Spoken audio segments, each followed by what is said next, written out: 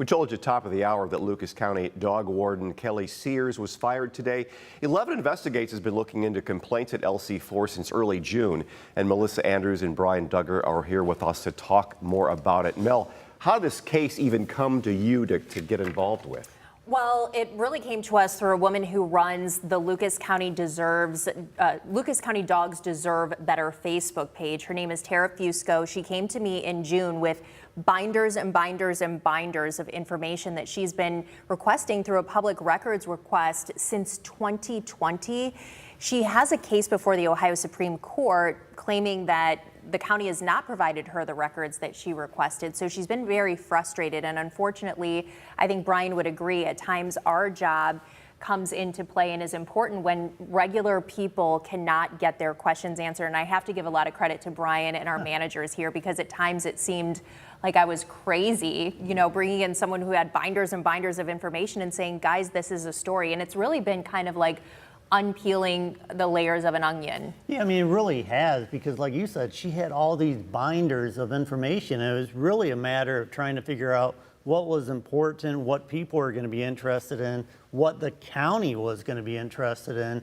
And we interviewed, we were trying to figure it out, you know, 7, 8, 9 different people for this story. So it wasn't just Tara. I mean, there were multiple people. So if she had stuff back to 2020, this has been going on a while. So when you've been talking to all these people, what seems to be, what's the storyline here? Yeah, Kelly has been at LC4 since December of 2019, so it has been going on. So the storyline, I think what ended up happening here, there were just a large number of events. You know, there were 3, 4 large events that just kind of all happened at the same time.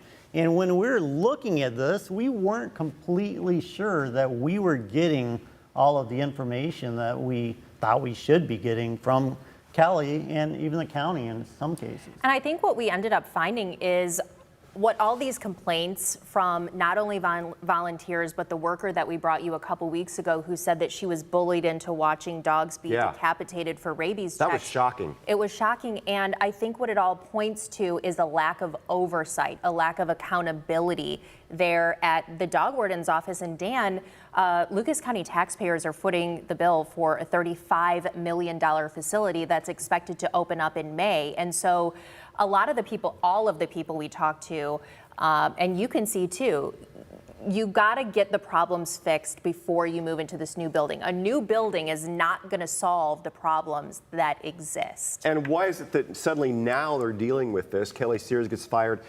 Was it the coverage, the spotlight you gave them, or what caused all this to happen now finally? I mean, I don't think there's any doubt that, you know, us bringing really focused attention on this put pressure on the county.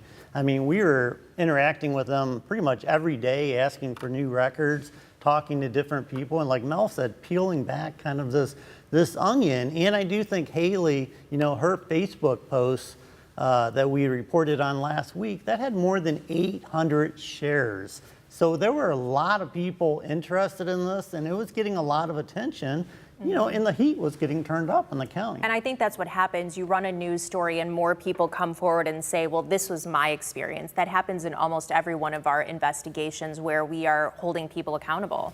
And the more you get it out there, more people come forward and get more information. Okay, we have to, out of time here, but we'll have more in the 5 and 6 o'clock show on WTOL. Yeah, we went on an interview. I think you can see we went on a tour of LC4 a couple weeks ago. We've been kind of holding on to a lot of these interviews that we've done, but tonight we're going to share some of those with you guys.